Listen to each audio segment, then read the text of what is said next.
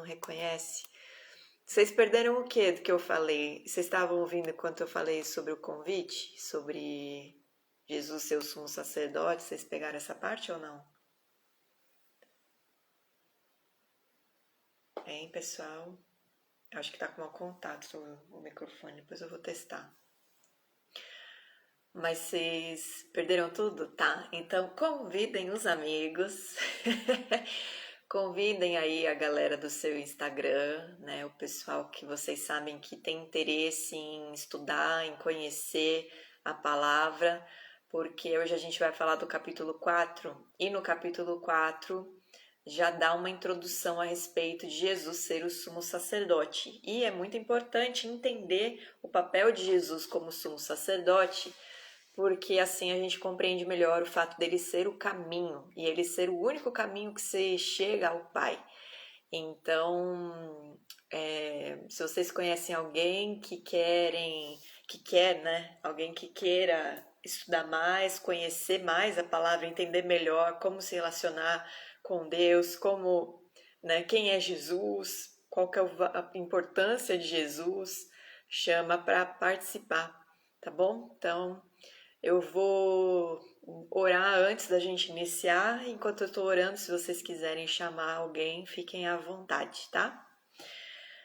Pai, em nome de Jesus, nós te agradecemos, Senhor, por mais uma segunda de estudo, mais um dia, Senhor, que nós separamos um tempo para nos alimentarmos da tua palavra, para aprendermos mais, para compreendermos mais as Escrituras.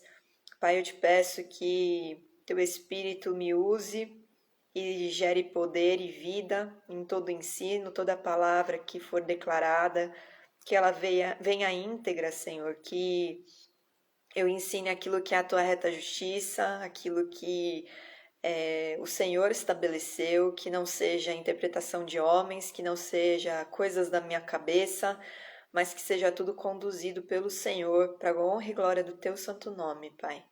Que o sangue de Jesus nos cubra nesse momento, que nossos pecados sejam perdoados, e eu peço a Ti, Senhor, que o Senhor sopre esse estudo para que muitos venham receber o alimento, receber a instrução, serem abençoados. Convida as Tuas ovelhas, Senhor Jesus, para participarem dessa mesa e serem cheias de conhecimento, de sabedoria, do profundo do Senhor.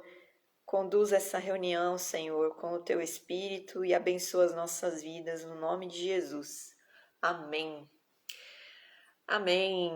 Bem-vindos, pessoal que está entrando aí. Vamos ler capítulo 4 de Hebreus e aí a gente vai, então, compreender o que está escrito aqui e entender, né, o papel de Jesus como o nosso sumo sacerdote lá no Santo dos Santos Celestial, na presença do Eterno, na presença de Deus. Temamos, portanto, que, sendo-nos deixada a promessa de entrar no descanso de Deus, suceda parecer que algum de vós tenha falhado. Porque também a nós foram anunciadas as boas novas, como se deu com eles, mas a palavra que ouviram não lhes aproveitou, visto não ter sido acompanhada pela fé naqueles que a ouviram. Contextualizando vocês que chegaram agora, né? Não sei se vocês participaram das outras lives, mas essa carta de Hebreus, ela foi escrita para um grupo de judeus que creram em Cristo, creram que Jesus era o Messias, então são judeus messiânicos, que estavam um pouco titubeando, né? Eles começaram a ouvir os contra-argumentos de outros judeus que não criam e eles começaram a balançar, a fé deles começou a ser balançada.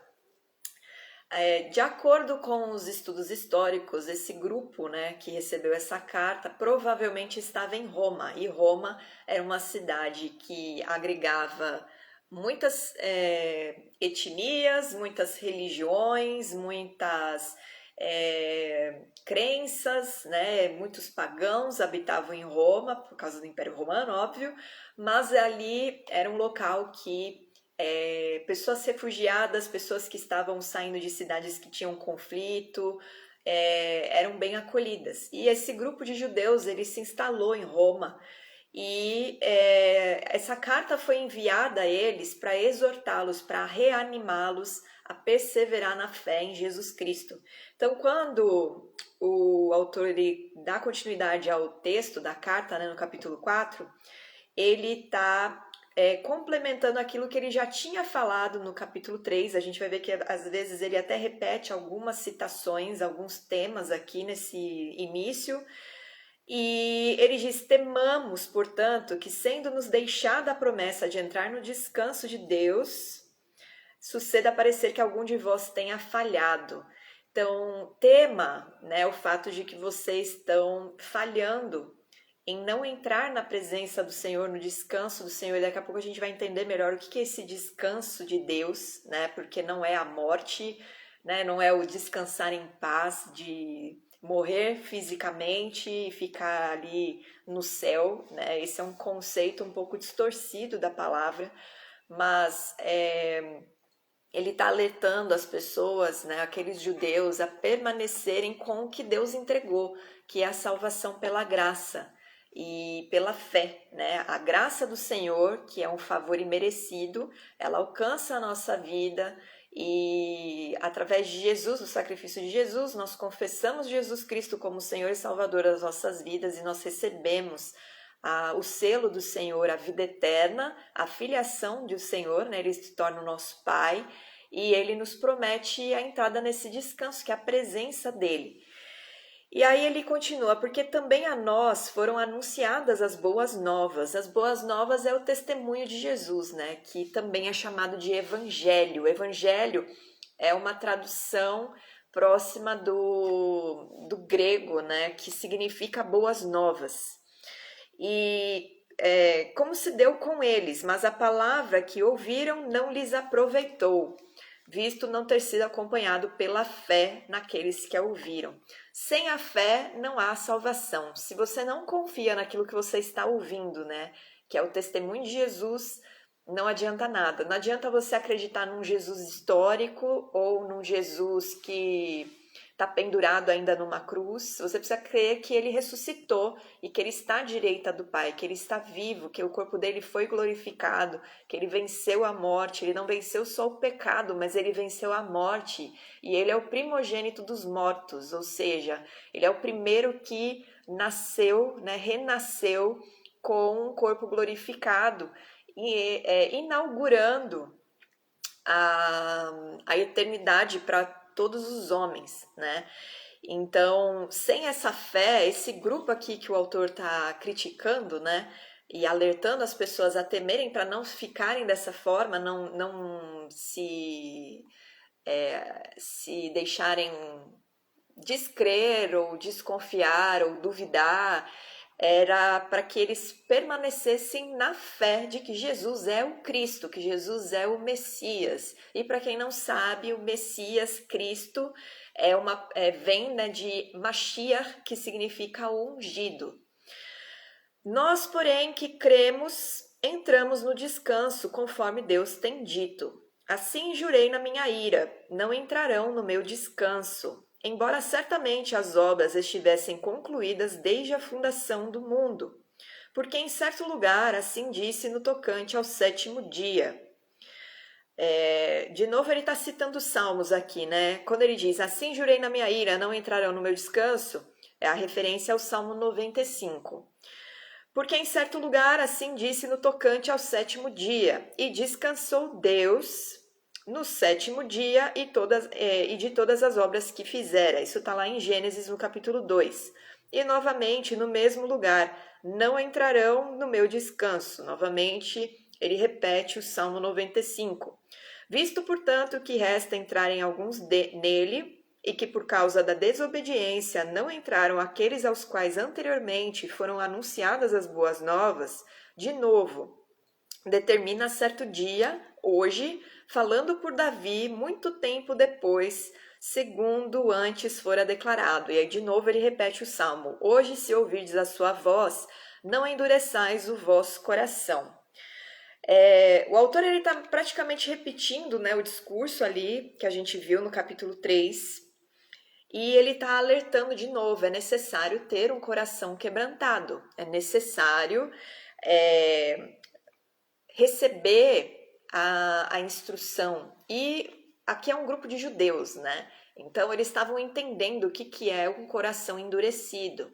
Eu já fiz, é um dos primeiros Raiz que eu fiz, um dos primeiros episódios da série Raiz que eu fiz foi falando a respeito do coração, que é o Lev.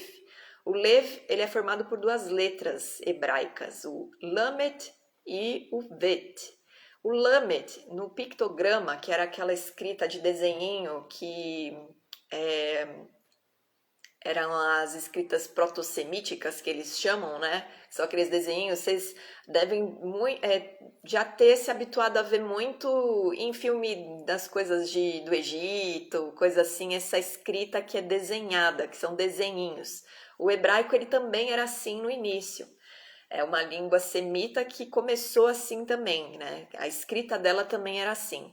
E o Lamed, ele é representado por um cajado, que é aquilo que guia, né? O cajado do pastor é o que guia os animais. E o Bet, ele era uma tenda, então ele representa a casa.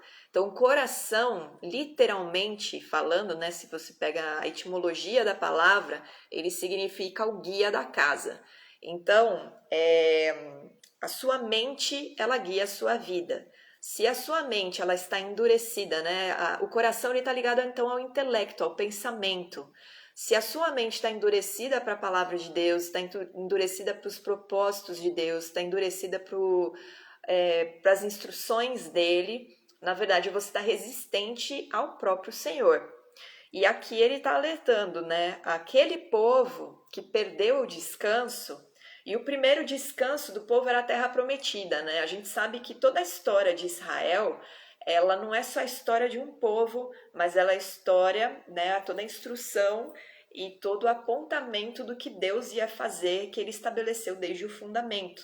E aquele povo, ele já estava entrando num descanso que Deus preparou para eles. E Deus ele preparou um descanso para todo aquele que crê em Jesus no mundo vindouro. Quando lá de novo, né, a gente repete toda hora o Apocalipse, nos capítulos 20, 21, 22, ali você vê que a terra será restaurada, né? Ele fará um novo céu e uma nova terra, porque essa aqui vai ser destruída porque ela já está destruída pela corrupção que entrou, né? A morte, ela entrou na terra, os animais e o homem, eles não foram feitos para perecer, né? Para morrer, eles foram feitos para viver eternamente na presença do Senhor, e ele está, através de Jesus, restaurando isso. Então, quem endurece o coração para essas verdades, na verdade, está perdendo esse descanso que é na presença dele no mundo vindouro. E deixa eu ver se eu tô perdendo alguma coisa de falar do Levi. Não, é isso mesmo. E aí então ele tá lá alertando eles: não rejeitem a fé em Jesus, não rejeitem a confiança na obra de Jesus, que foi perfeita, né? A gente já viu que a obra foi perfeita e que ela ainda não foi totalmente completa porque falta a morte ser vencida. Isso vai acontecer quando Jesus vier sobre as nuvens e separar o povo de Deus, né? E esse povo vai receber o corpo glorificado. Primeiro, os mortos ressuscitarão e receberão o corpo glorificado, que é motivo de consolo para aqueles que perderam alguém, né? Se essa pessoa ela crê em Jesus, ela entregou a vida para Jesus, vocês podem ter a plena convicção de que ela vai ressuscitar e receber o corpo glorificado antes de você, se você ainda estiver vivo. E depois ele vai fazer a separação do joio e do trigo. Primeiro ele vai separar os que são joio, né? Os primeiros que serão recolhidos, não queiram estar neste grupo, porque serão aqueles que têm aparência de santo, mas que na verdade não produziu fruto nenhum. Esses vão ser queimados como a palha. E o trigo vai ser separado, né? Que são os que frutificaram para a eternidade, são realmente os separados para o Senhor, o sacerdócio real, né? O povo de Deus. Então, esses serão separados e receberão o corpo glorificado e se reunirão com o Messias, e aí tem o governo do Senhor Jesus na era messiânica, que são os 1000 anos. Então, ele está alertando isso, né? Não endureçam o coração para isso, não endureçam a sua mente e resistam à fé em Jesus Cristo, resistam à obra dele, não titubeiem, não duvidem. E lá no 8 agora, diz assim, ora, se Josué lhes houvesse dado descanso, então ele está falando da terra prometida, não falaria posteriormente a respeito de outro dia.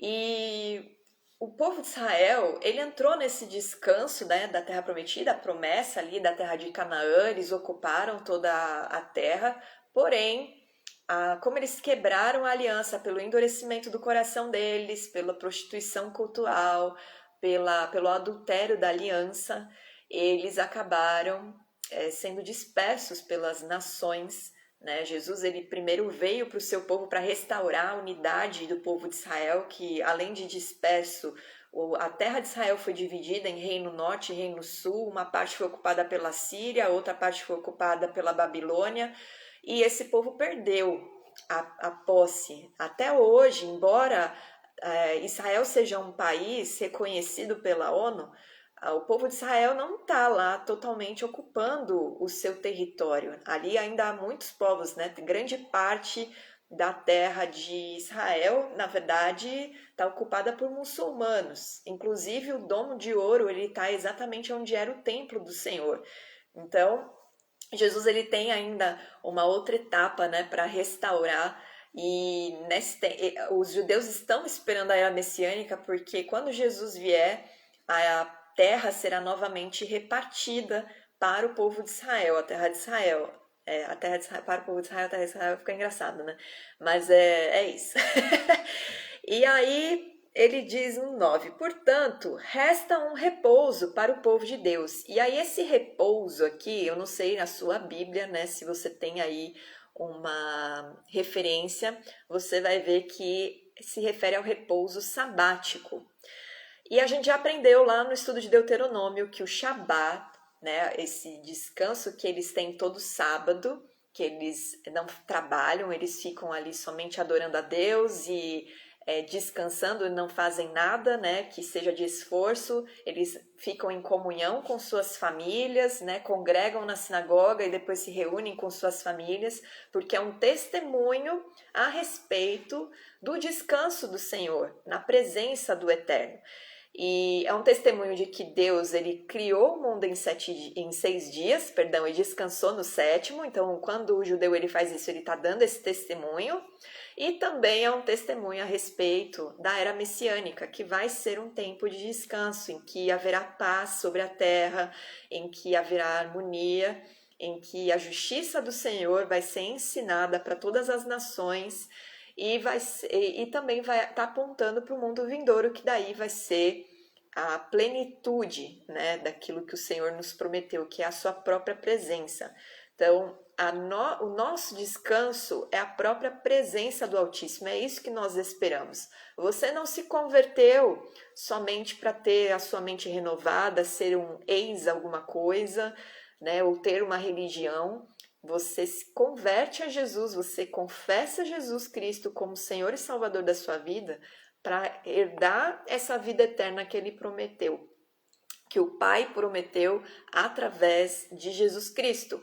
Então, isso tem que ficar muito firme no teu coração, porque você vai resistir muito melhor às tentações, às provações, às dificuldades, aos vales, aos desertos, se o teu foco estiver na vida eterna e não nas conquistas da terra. Jesus, ele nunca prometeu uma vida boa na terra. Ele, inclusive, alertou os discípulos que eles passariam por muitas aflições, mas que era para ter bom ânimo, porque ele venceu o mundo.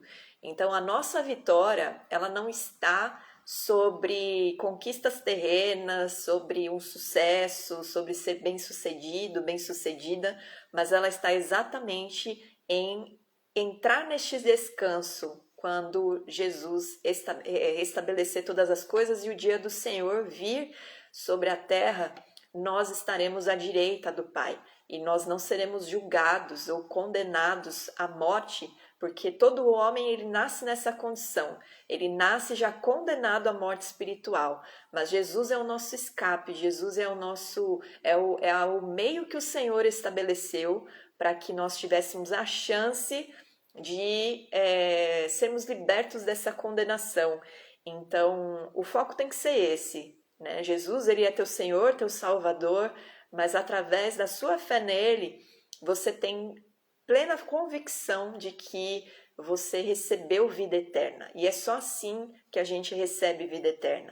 Nem todo caminho leva a Deus, como muitos acreditam. Você pode receber até uma paz aqui na terra, uma bênção, viver bem com as suas crenças, com a sua ideologia, com os seus pensamentos, mas a verdade para a tua alma, ela é uma só. Jesus é o caminho para você ser salvo, para você receber vida eterna e para você habitar na presença do Deus vivo que te ama, que fez tudo isso por amor a você. Ele não fez isso para que você se vista de alguma coisa ou para que você viva uma religião e declare a sua identidade numa religião. Ele quer que você tenha a sua identidade firmada em Cristo, para que você possa chamá-lo de Pai com intimidade.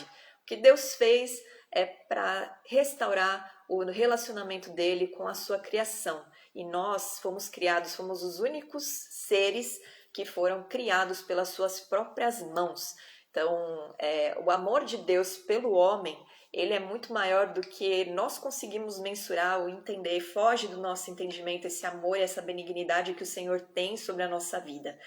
E aí no versículo 10 diz assim: porque aquele que entrou no descanso de Deus, também ele mesmo descansou de suas obras, como Deus das suas. Deus ele criou o mundo em 6 dias e ele descansou no 7º. Jesus, ele completou a sua obra aqui na terra, ele venceu a morte, ele está ressuscitado, né? Ele recebeu vida, ele foi ressuscitado pelo próprio Espírito de Deus, a gente já leu isso anteriormente, né? Nas outras aulas eu falei que ninguém declarou para Jesus, saia do teu túmulo, como ele declarou para Lázaro, ou como o profeta Elias fez com o filho da viúva, ou como os apóstolos ressuscitaram algumas pessoas, né, declarando, orando e declarando sobre ela, para ela se levantar. Jesus ele foi levantado pelo próprio Espírito de Deus, o Espírito Santo. Então, Deus trouxe vitória para a humanidade através de Jesus Cristo, vitória sobre a morte, né? A morte física, a morte espiritual. Esforcemo-nos, pois, por entrar naquele descanso, a fim de que ninguém caia, segundo o mesmo exemplo de desobediência. Exige um esforço nosso permanecer firmes, né, na convicção de que Jesus é o Messias, de que Jesus ele está vivo, de que Jesus cura, de que o nome de Jesus ele tem poder e que quando a gente faz discípulos para Jesus, nós estamos expandindo o reino, né, o reino de Deus, nós estamos trazendo o reino de Deus sobre a terra quando nós nos movemos debaixo da justiça do Senhor e declaramos a respeito do testemunho de Jesus. E esse esforço, ele diz respeito a nós lutarmos contra a nossa mente e contra a nossa carne, porque tanto a mente quanto a carne, elas passaram o tempo que a gente estava afastado de Deus, acostumados com o padrão do mundo, acostumados a se satisfazer. A nossa carne, ela está corrompida, né? Nós recebemos vida no nosso espírito e através da nossa confissão em Jesus, ele vivifica o nosso espírito, nos dando o Espírito Santo. O batismo no nome de Jesus, ele lava a nossa alma e ele nos dá uma vida nova. Uma manifestação para o mundo espiritual que a gente está nascendo de novo em Cristo, recebendo uma vida nova. E a carne, ela continua lembrando do passado, a nossa mente, ela está habituada com os pensamentos do passado. Então, o nosso esforço é lutar contra a mente, lutar contra o a nossa própria cobiça, porque o pecado, né? Eu já fiz também um raiz que indica 4 tipos de transgressão que nós podemos cometer. Uma transgressão pode ser algo que você esqueceu, o que você deveria fazer, né? Qual que era a instrução de Deus para a sua vida, você acabou no momento ali esquecendo. Então, existe esse tipo de transgressão. Existe a transgressão que é por ignorância, você nem sabe que você está errando, tanto que tem um salmo que o salmista ele fala: Senhor, me livra, né, das minhas próprias, do meu próprio pecado que é oculto aos meus olhos. Quem que pode reconhecer as próprias faltas? Então, existe esse pecado que o Senhor, aos poucos, né, através da sua palavra, ele vai nos mostrando, apontando o caminho e a gente se corrige, a gente se arrepende, a gente retorna para o reto caminho. Existe a transgressão que ela é, na verdade, uma provocação, né? Você sabe que você está errando e você erra mesmo assim, essa é a iniquidade. Quando a gente fala sobre iniquidade, é isso, é a falta de temor do Senhor. Então você faz por birra ou você faz para dizer que você faz o que você quer, e isso é cometer uma iniquidade diante do Senhor. E o errar o alvo, né? Que você até sabe o que é o certo, mas por uma fraqueza de alma, por uma situação, você tropeça e você acaba cometendo esse pecado. E para esses 4 pecados, né, esses 4 tipos de transgressão, o Senhor, ele tem misericórdia quando você tem genuinamente arrependimento a respeito do que você fez. O Senhor, ele te perdoa. O sangue de Jesus, ele tem poder para perdoar as nossas transgressões e tirar da nossa vida a maldição que o pecado traz. Então, muita gente acha, mas viver debaixo dos preceitos cristãos é muito difícil. Mas na verdade não é que é difícil, é que a tua mente ainda está muito conectada à terra. Então você precisa, em jejum, oração, em louvor, se conectar ao Senhor, ter um relacionamento com Deus verdadeiramente através de Jesus, para você começar a renovar sua mente e as coisas vão começar a fluir. Você vai fazer, você vai crescendo espiritualmente e isso vai trazendo para você um discernimento, uma maturidade para escolher o que é bom e o que não é realmente e fazer escolhas boas, né, para permanecer na presença de Deus, porque quanto mais você mergulha na presença de Deus, mais você quer ficar ali. Então, e o pecado a gente sabe que nos separa do Senhor. Então, toda a instrução que o Senhor deixou, ela não é para pesar na sua vida, nem para trazer castigo, muito pelo contrário. Tudo que Deus estabelece para nós é para nos dar vida e vida em abundância, e é para o nosso bem, é para nos proteger das nossas próprias fraquezas e cobiças que estão muito conectadas à corrupção e a tudo aquilo que na verdade traz destruição sobre a nossa vida. Às vezes essa destruição ela nem é tão palpável, é uma destruição do espírito mesmo. E é o mais importante, porque tudo é espiritual, na verdade. Embora a gente habite numa terra física, num plano físico, o espiritual ele está aqui se movendo o tempo todo. Quando você entende que você não consegue separar o teu corpo, né, o físico do espiritual, a não ser pela palavra de Deus para te trazer discernimento, você entende que tudo que você faz aqui na Terra está refletindo no mundo espiritual. Ou está refletindo para o teu bem, ou está refletindo para o teu mal. E aí ele continua falando assim, porque a palavra de Deus, ela é viva e eficaz e mais cortante do que qualquer espada de 2 gumes, e penetra até o ponto de dividir alma e espírito, juntas e medulas, e é apta para discernir os pensamentos e propósitos do coração. E não há criatura que não seja manifesta na sua presença, pelo contrário, todas as coisas estão descobertas e patentes aos olhos daquele a quem temos de prestar contas. Todas as coisas estão descobertas e em evidência diante dos olhos do Senhor.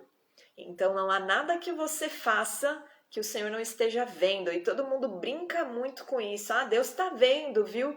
Mas Ele realmente está vendo. E como você se sente em saber que Deus ele está vendo o teu coração, Ele está vendo as tuas intenções, Ele está vendo os teus pensamentos, Ele está vendo as tuas ações, Ele está vendo a sua negligência, Ele está vendo a sua rejeição à instrução, ao ensino, à correção, à disciplina.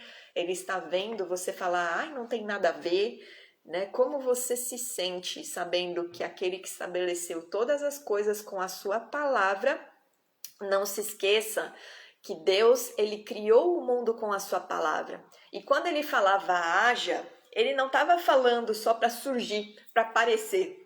Haja as estrelas, haja o firmamento. Não era só para aparecer. Tudo que ele falou haja e que veio à existência já veio com a ordem de Deus sobre aquilo.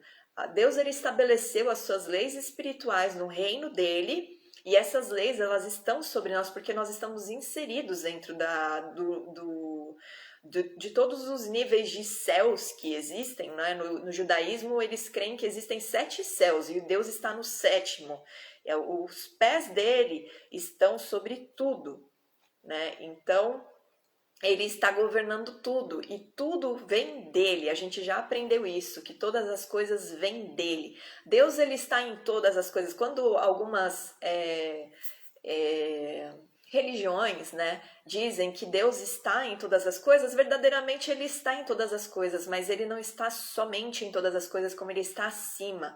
Deus, ele é muito maior do que nossa mentalidade pode tentar compreender.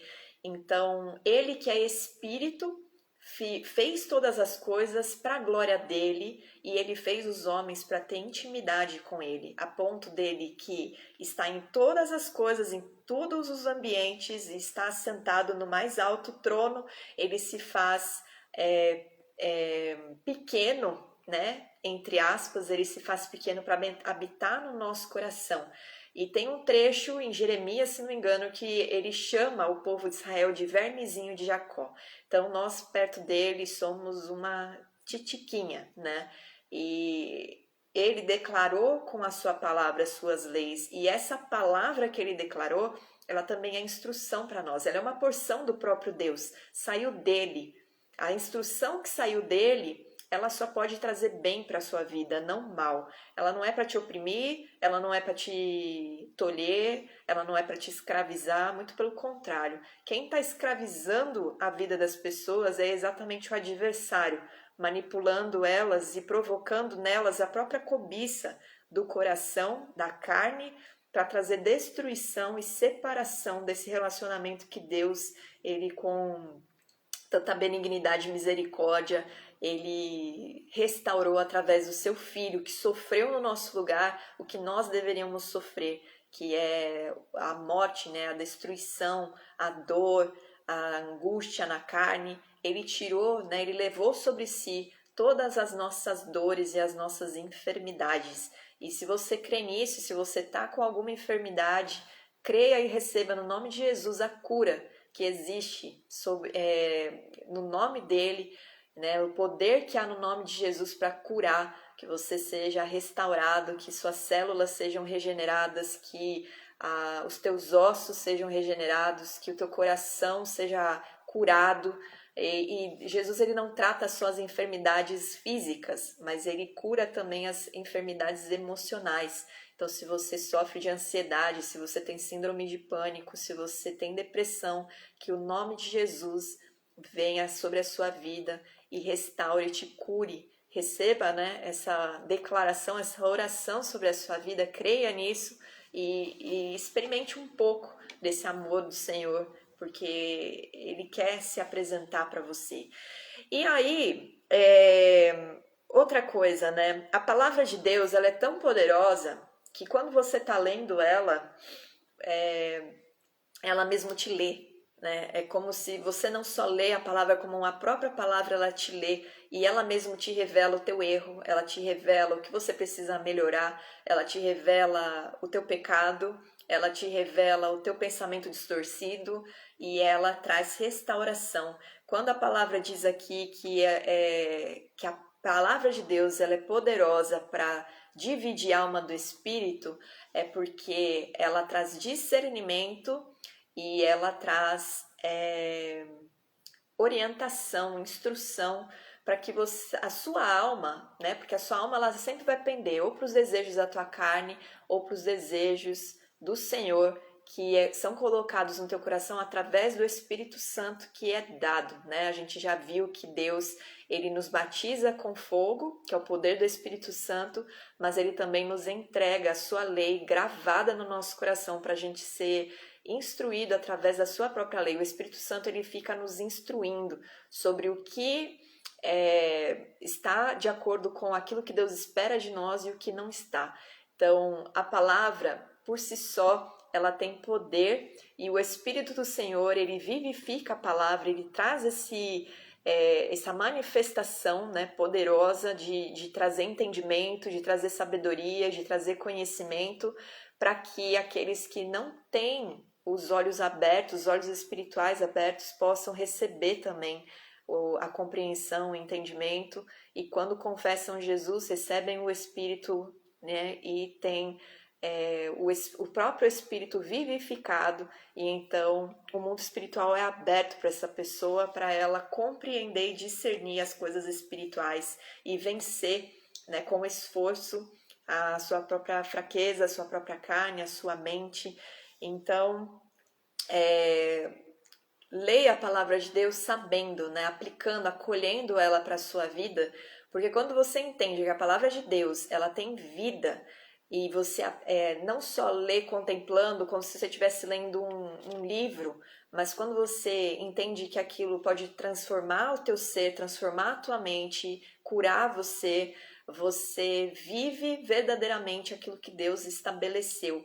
E é isso que ele espera, né? Ele não deixou a palavra dele para ser só um manual de regras. Inclusive, nem gosto desse termo, porque na verdade o Senhor ele é bom. Ele não impõe nada, ele não impõe nem a vontade dele sobre nós. Ele deixa a gente escolher.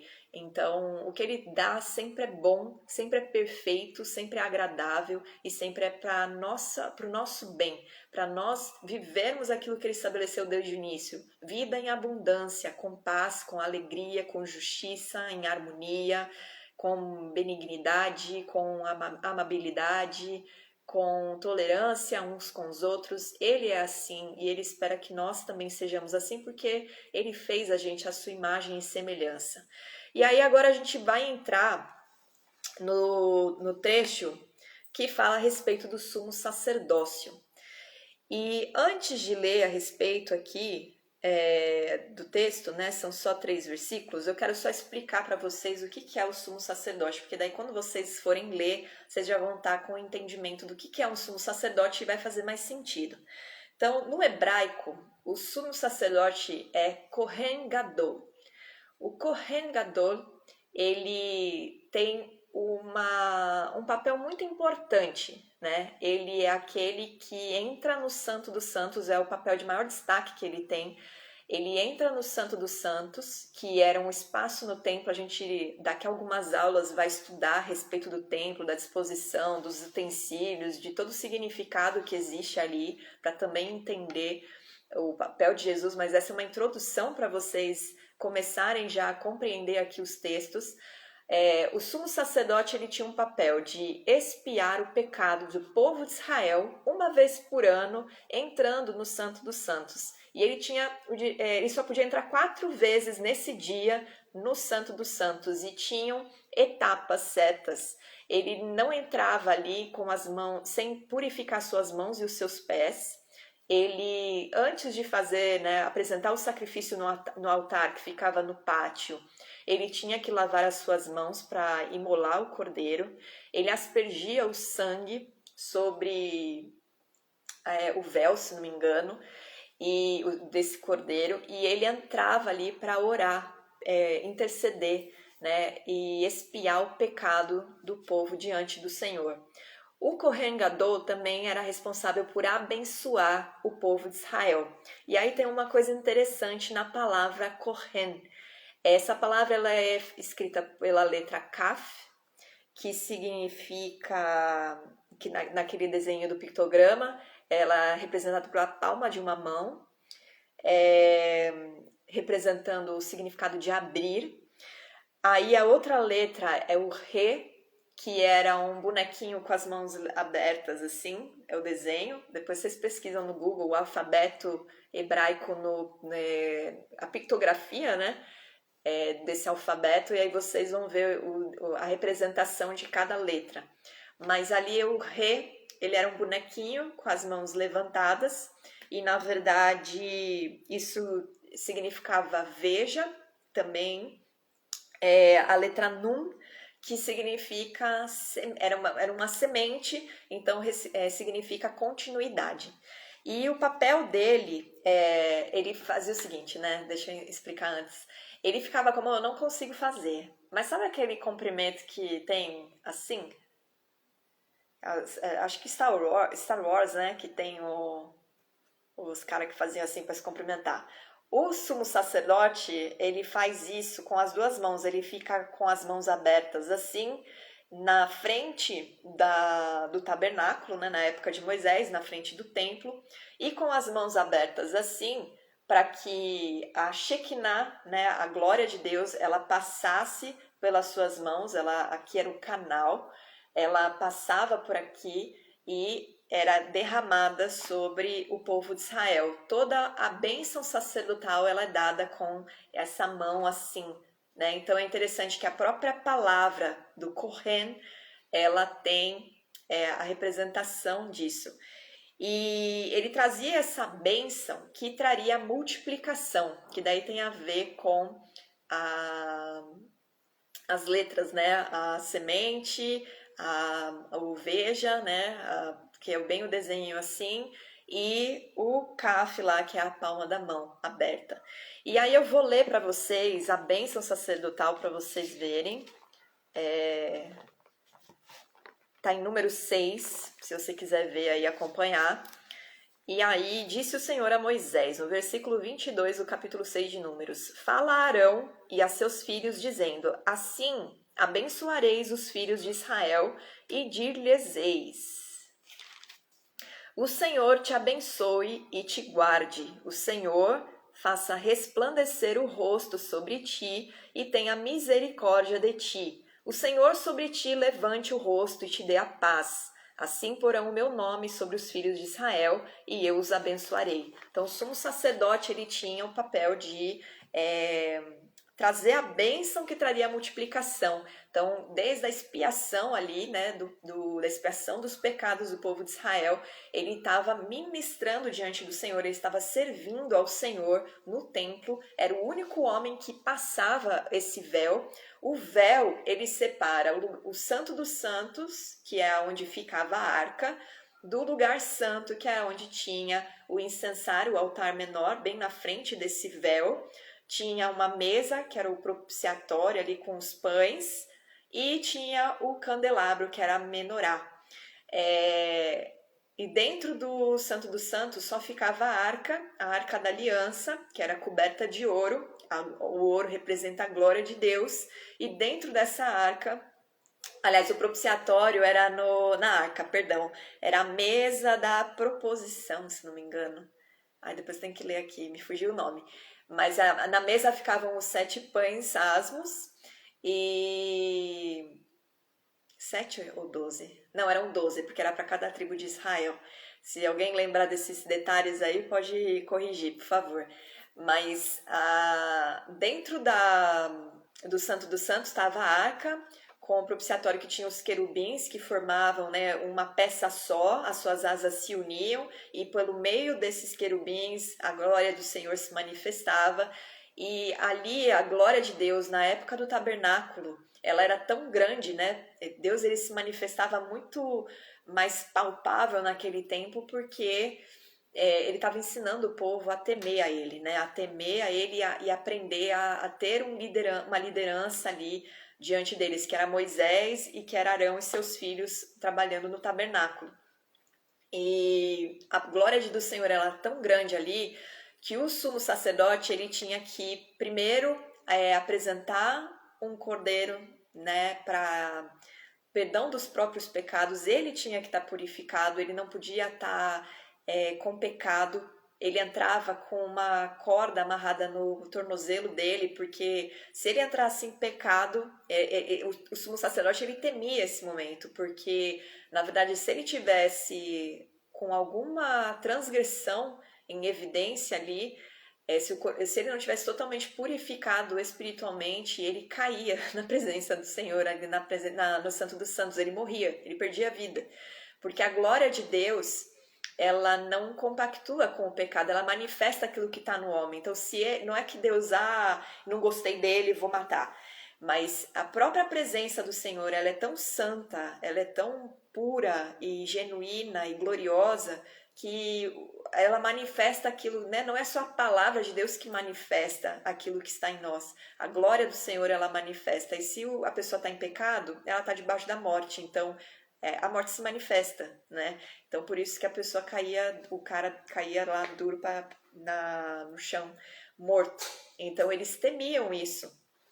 E o sumo sacerdote, ele era responsável por coordenar o culto, os sacrifícios no tabernáculo e no templo. E ele tinha que estar purificado, né? A purificação representa que o sumo sacerdote no santuário deve ter suas mãos puras de violência e de obras de morte e ser um justo para poder aplicar as bênçãos, né? E quando ele estava ali com as mãos estendidas, entre os dedos, a Shekinah, a glória do Senhor, ela seria transferida para o povo de Israel. E o único que cumpre isso com perfeição é Jesus Cristo, porque Jesus ele não tinha pecado, né? Os sumos sacerdotes eles precisavam expiar o pecado deles. Jesus ele não pecou em nenhum momento, ele venceu todas as tentações, né? Ele, inclusive, passou 40 dias no deserto para ser tentado, para ser provado. E ele foi tentado em todas as áreas, na espiritual, na física e na alma, né? Na emocional.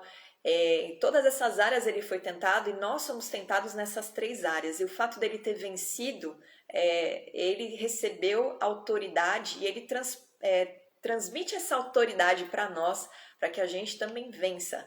Mas a gente tem que estar em unidade com ele para que isso aconteça, né?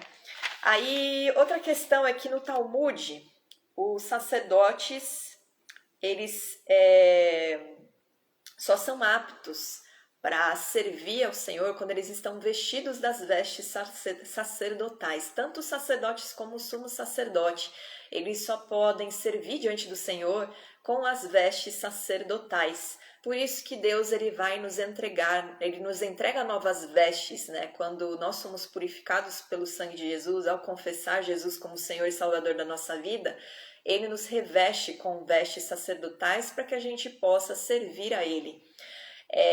E lá nesse Talmud tem uma das referências que eu peguei, não sei se eu vou falar direito, porque eu peguei abreviado, mas é Bezevachim, o 17b. Enquanto estão vestidos com as vestes sacerdotais, eles estão vestidos com o sacerdócio. Mas quando não estão usando as vestimentas, o sacerdócio não está sobre ele. No Santo dos Santos, então, o sumo sacerdote ele só entrava com as vestes de linho, né? Lá nos primeiros livros, lá no Pentateuco, a gente tem a instrução, né, das vestes sacerdotais e lá está escrita as vestes que eles usavam. E quando fala sobre o dia da expiação, se não me engano, ali tem a descrição de como o sumo sacerdote tinha que se apresentar no Santo dos Santos. Então ele entrava com as roupas íntimas que eles tinham, né, que usar, porque o altar ele ficava num lugar mais elevado, o altar do sacrifício que ficava no pátio. Então para ninguém ver, né, as partes íntimas deles, eles tinham uma roupa íntima para ficarem protegidos. Eles vestiam uma túnica, uma faixa e também o turbante. E ele só entrava assim. Jesus, após a ressurreição, ele é revestido do corpo glorificado. E ele penetrou no Santo dos Santos celestial e agora ele permanece à direita do Pai, expiando o nosso pecado o tempo todo, dia e noite. Ele não sai da presença do Senhor. E ele também multiplica as bênçãos da promessa sobre os separados, que são seus discípulos, sobre nós que cremos que ele é o Filho de Deus e que nos rendemos à sua reta justiça, porque aquele que ama ao Senhor e que crê nele, ama os seus mandamentos e os guarda, né? Então não adianta você só, eu acredito que Jesus é Filho de Deus, você tem que se render, se entregar verdadeiramente a essa verdade. E Jesus, ele foi profetizado por Zacarias como sacerdote real. Lá em Zacarias 6,13, vamos ler rapidinho, e aí a gente lê o texto para vocês entenderem, mas compreender, né? O papel de Jesus como sumo sacerdote é muito importante. Peraí. Cadê? Eu marquei aqui Zacarias. Achei. Zacarias 6,13. Na verdade, vamos ler o 3 antes. No Zacarias 3, no versículo 8. Um parênteses aqui, né? Eu não sei se vocês todos já viram o raiz que eu falo sobre Adonai. Não, sobre Adonai não, perdão. Sobre o nome de Jesus, que eu falo sobre Yehoshua, Yeshua. Eu espero que vocês já tenham visto. Se vocês não viram, vou dar um pequeno spoiler aqui, que Yehoshua é o nome que foi traduzido Josué. E Yeshua é a abreviação de Yehoshua. Então, quando você lê no hebraico, aqui existia nessa época de Zacarias um sumo sacerdote que tinha esse nome, Yeshua. E essa promessa aqui que ele dá, ele está não só se referindo àquele tempo que estava havendo a reconstrução do templo do Senhor, né, depois do cativeiro da Babilônia, mas ele está apontando também para o futuro, o que ele faria através do sumo sacerdote. E aí, no versículo 8 diz assim: ouve, pois, Yeshua, sumo sacerdote, tu e os teus companheiros que se assentam diante de ti, porque são homens de presságio. Eis que eu farei vir o meu servo, o renovo. Porque eis aqui a pedra que pus diante de Josué. Sobre esta pedra única estão 7 olhos. Esses 7 olhos são os 7 Espíritos do Senhor que estão sobre a terra, que compõem o Espírito Santo. Eis que eu lavrarei a sua... E isso está descrito no Apocalipse. Também tem uma visão, acho que de Ezequiel, que fala sobre os 7 olhos do Senhor estarem sobre a terra. Depois, quando a gente estudar sobre o tabernáculo, né, acho que vai ser lá no capítulo 9, a gente vai ver a menorá e vai entender melhor a respeito do Espírito de Deus. Mas aqui, só para introduzir para vocês entenderem o que está falando. Eis que eu lavrarei a sua escultura, diz o Senhor dos Exércitos, e tirarei a iniquidade desta terra num só dia. Jesus fez isso, né? E aí, capítulo 6, versículo 13, vamos lá. Ele mesmo edificará o templo do Senhor e será revestido de glória. Assentar-se-á no seu trono e dominará, e será sacerdote no seu trono. E reinará perfeita união entre ambos os ofícios. Deixa eu ver se tem mais alguma referência aqui. Sobre Jesus ser justo, né? Porque o sumo sacerdote ele tinha que andar em justiça para poder abençoar o povo de Israel. E Jesus é o mais perfeito sumo sacerdote. Quando a gente lê lá na profecia de Isaías 53, versículo 9, diz assim: designaram-lhe a sepultura com os perversos, mas com o rico esteve na sua morte, posto que nunca fez injustiça, nem dolo algum se achou em sua boca. Não haver injustiça nem dolo algum significa que ele andou na justiça do Eterno, na justiça do Senhor. E lembre-se que justiça não quer dizer juízo, né? Muita gente confunde. Quando fala a justiça dos homens, a justiça de Deus, não é julgamento. Isso é juízo. A justiça do Senhor, ela compõe as suas leis, os seus estatutos, os seus testemunhos, os seus mandamentos, a sua própria palavra, né? Compõe tudo aquilo que ele é, o seu caráter. Essa é a justiça do Senhor e essa é a justiça que ele espera que a gente ande, que a gente caminhe.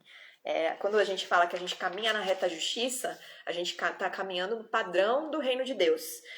E aí vamos ler agora, para entender, né, agora que vocês entenderam qual que é o papel do sumo sacerdote, quem é o sumo sacerdote, a importância de um sumo sacerdote. Vamos ler lá no fim os 3 últimos versículos. Peraí, que eu perdi aqui. Fechei a página. Vamos lá.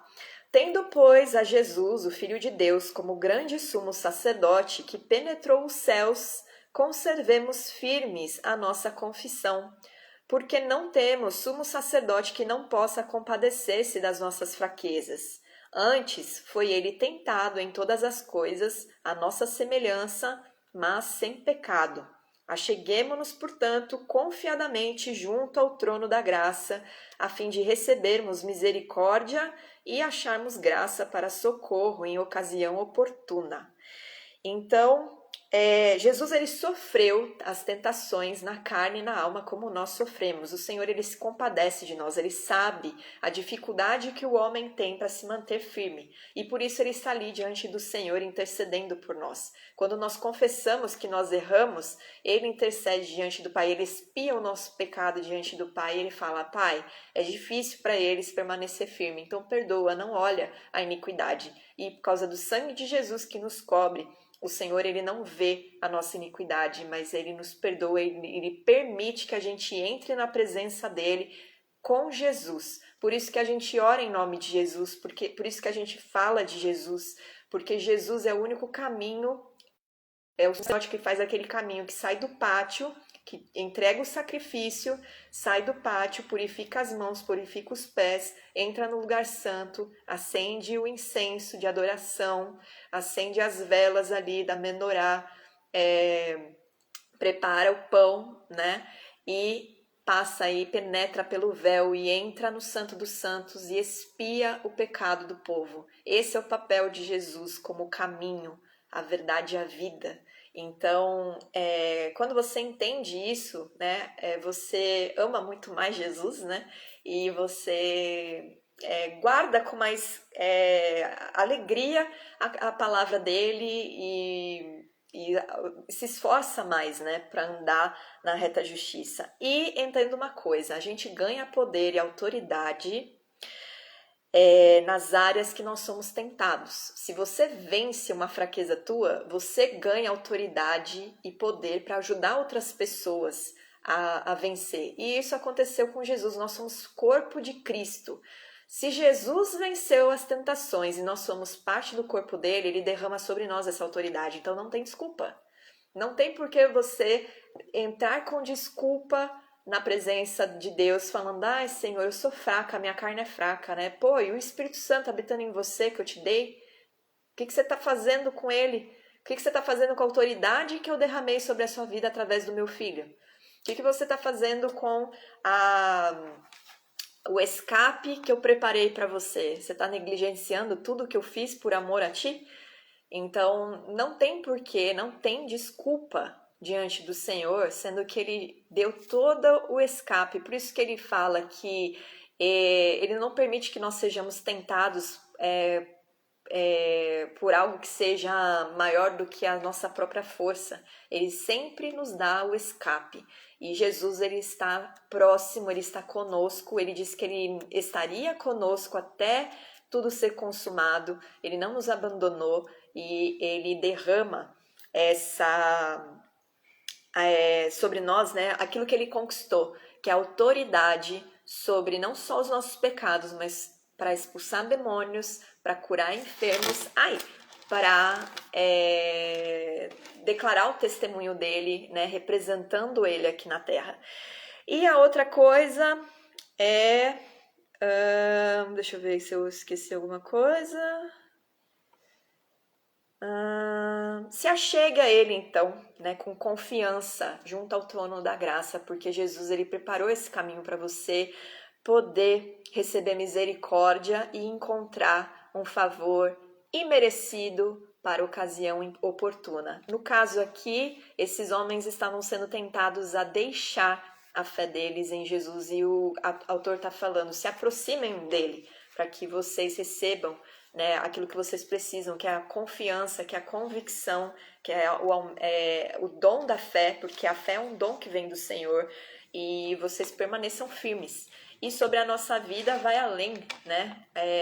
Nós não só temos que ter plena convicção, mas permanecer nesse caminho e entendendo todas essas questões, porque a palavra do Senhor, ela é poderosa. Vou até ler de novo. A palavra de Deus, ela é viva e eficaz e mais cortante do que qualquer espada de dois gumes e penetra até ao ponto de dividir alma e espírito, juntas e medulas, e é apta para discernir os pensamentos e propósitos do coração, e não há criatura que não seja manifesta na sua presença.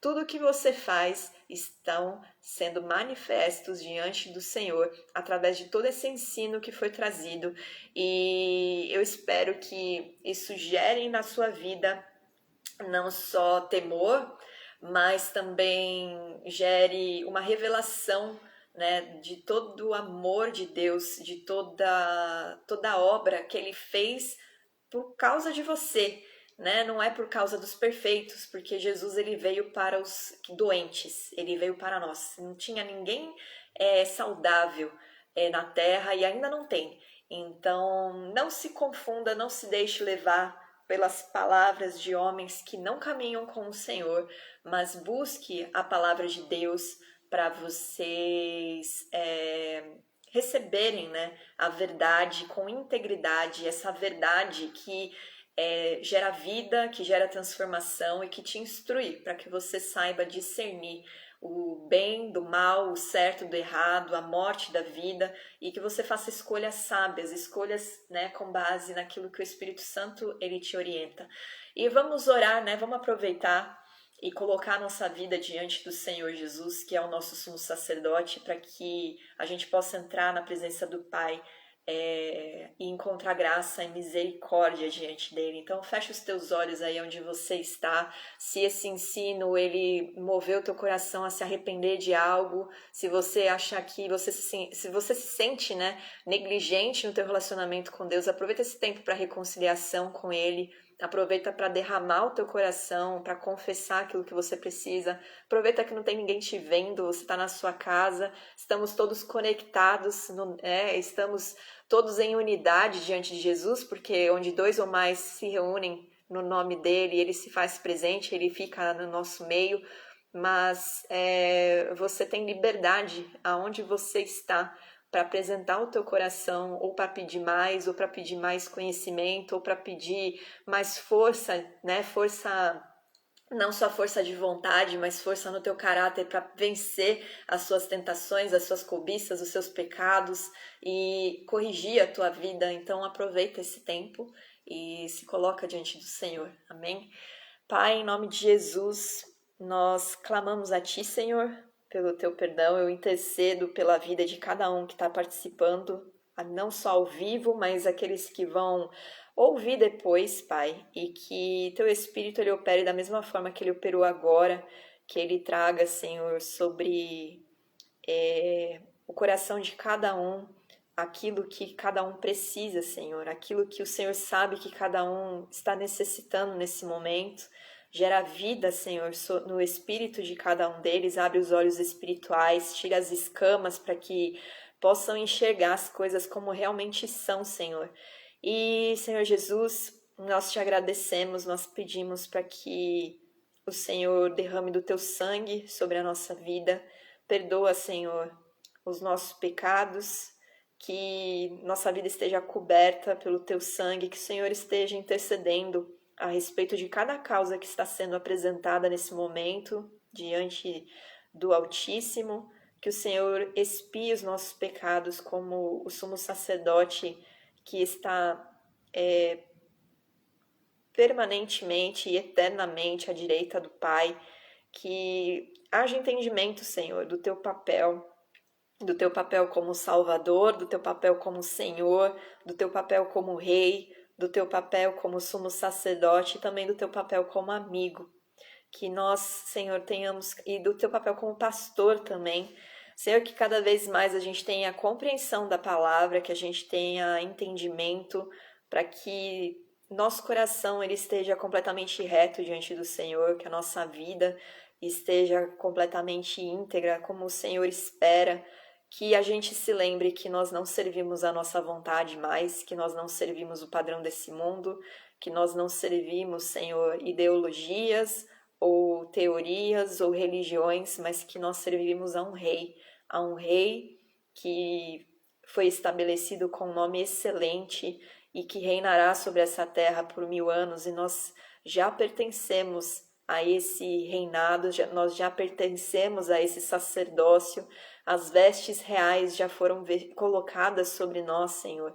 Através do teu sangue, o Senhor nos purificou, através do batismo no teu nome, o Senhor nos deu uma nova vida e o Senhor nos colocou vestes sacerdotais para poder ministrar na presença do Senhor, para poder entrar na presença do Pai, no Santo dos Santos, para poder ter intimidade com aquele que nos criou, com aquele que nos formou e aquele que nos viu antes de nós termos alguma forma no ventre da nossa mãe, os teus olhos já estavam sobre nós, Pai. Então, que cada um aqui tenha essa plena convicção de que é o Senhor que olhou e escolheu. Nós só respondemos ao teu chamado, nós só respondemos à tua voz e a esse testemunho de Jesus sobre a nossa vida, Pai. Nós somos gratos a ti, nós declaramos que toda honra, toda glória, todo poder, toda majestade, todo louvor são somente teus, Senhor. Não existe nenhum Deus além de ti, no céu ou na terra, e a nossa vida está diante do Senhor, para que o Senhor faça aquilo que o Senhor quiser.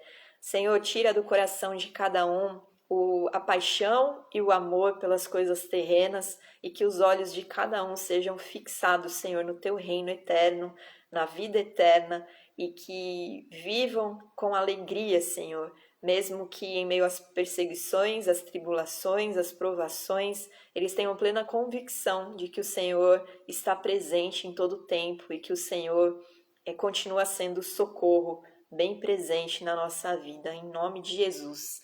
Amém. Amém. É isso aí, pessoal.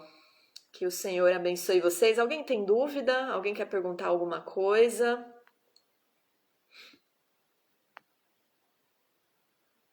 Ou tá tudo certo? Vocês têm alguma dúvida?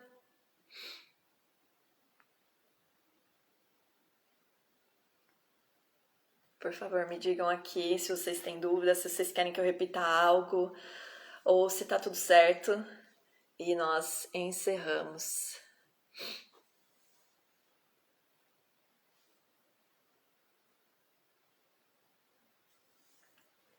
Enquanto vocês vão escrevendo, não sei se vocês estão escrevendo ou não, mas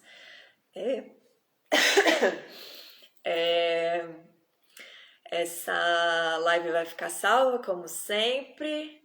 Deus abençoe vocês também. Que bom que vocês ficaram até o final e aprenderam bastante. Mas vai ficar salvo. Quem entrou depois pode assistir o início, que tem bastante informação importante. E compartilhem, né? Eu vou deixar também no YouTube, se vocês quiserem compartilhar no WhatsApp com alguém. Fiquem à vontade. Que o Senhor abençoe a vida de vocês. Tá tudo certo para todo mundo?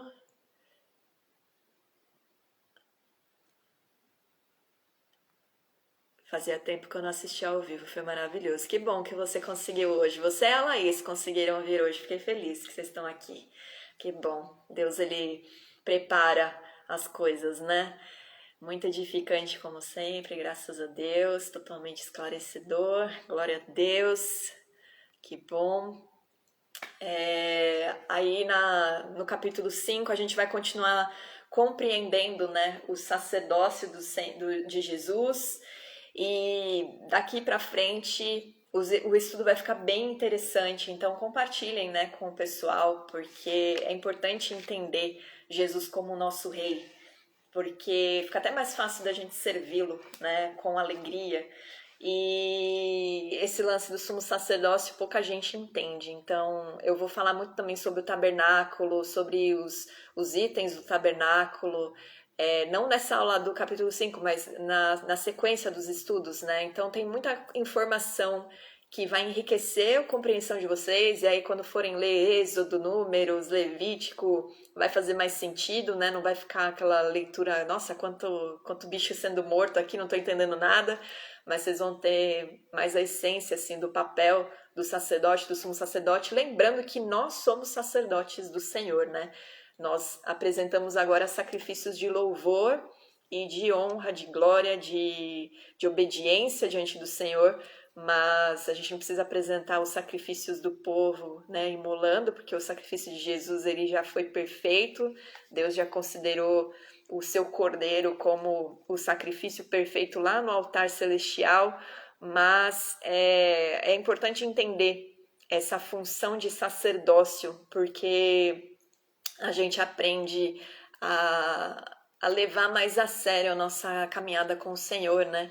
A entender o porquê que é tão importante que nós sejamos ativos no seu reino, né? Não enterremos os nossos talentos, nem queiramos ficar sentado apenas ouvindo, mas compartilhar, transbordar. E o Senhor, ele sabe a nossa capacidade, né? Não adianta você determinar para Deus qual é a sua capacidade. Todos os homens que tentaram fazer isso não deu muito certo, né? Moisés, a começar por Moisés, que tentou falar para Deus escolher outra pessoa, porque ele era pesado de boca, e Deus falou: não, você é o que escolhi, você pode até chamar seu irmão para falar no teu lugar, mas você é que vai liderar. E depois outros homens também não se sentiam dignos ou capazes, né? Jeremias foi um deles, e eles foram grandes homens que, por obedecerem, viveram grandes coisas e contribuíram, né, para suas gerações. E Deus ele espera que nós tenhamos esse coração que é pronto para responder o chamado dele, né? Não os que ficam inventando um monte de justificativa para não fazer, porque depois você vai prestar conta daquilo que você não produziu. Então, e não que você vá sofrer algum castigo, alguma coisa do gênero, mas Deus ele vai prestar conta e é mais legal ter o fruto lá para apresentar para ele, ele se alegar e a gente receber galardão, né? Então a gente busca tanta recompensa na terra, né? Quem é vendedor fica buscando bater cota para aumentar a bonificação. Então aumenta a tua cota no reino de Deus para você aumentar os teus galardões no reino dos céus, porque daí vão ser coisas que você vai desfrutar eternamente, certo? E é isso, pessoal. Que o Senhor abençoe vocês. Uma boa noite e até segunda que vem. Tchauzinho.